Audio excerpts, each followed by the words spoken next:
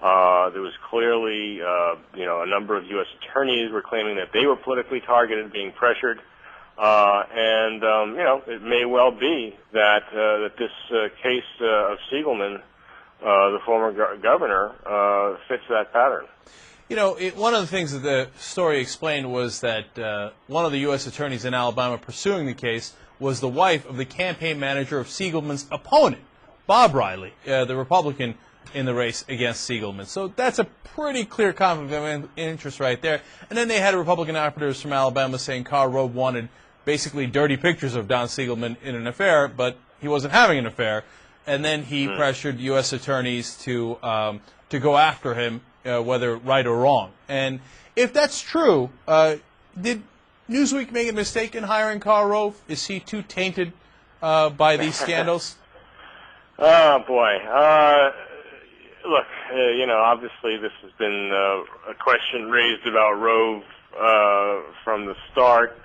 I certainly think that if Rove seems to have escaped whipping in any number of ways. Obviously, he got out of the Scooter Libby allegations involving, whether the U.S.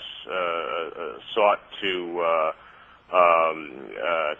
falsely build up a case against a former U.S. ambassador who had made allegations about the case for going to war with Iraq. He was named in that, but but was not indicted, was not charged. I think that if in fact Rove is shown legally to have been involved with what is clearly a set of what may be a set of trumped up charges, then yeah, I think Newsweek and anyone else that hires him would have to definitely second guess that. But in the famous phrase, he's got to be innocent until proven guilty here. Michael, let me ask one follow-up question to that, which is, if we don't have an indictment of Rove on this, but there's clear evidence outside of the court of law, as this Republican operative says, look, he asked me to take these pictures, and I was basically a spy there, and then I grew a guilty conscience when they actually. I was on a conference call where they said, let's go get him for political reasons, and then they did, and this guy's spending 7 years in jail. Would Newsweek evaluate that outside of a situation where he gets indicted and go, maybe we don't want to do business with this guy?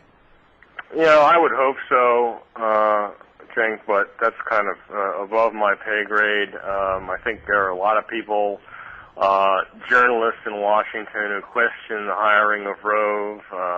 We're not happy about it.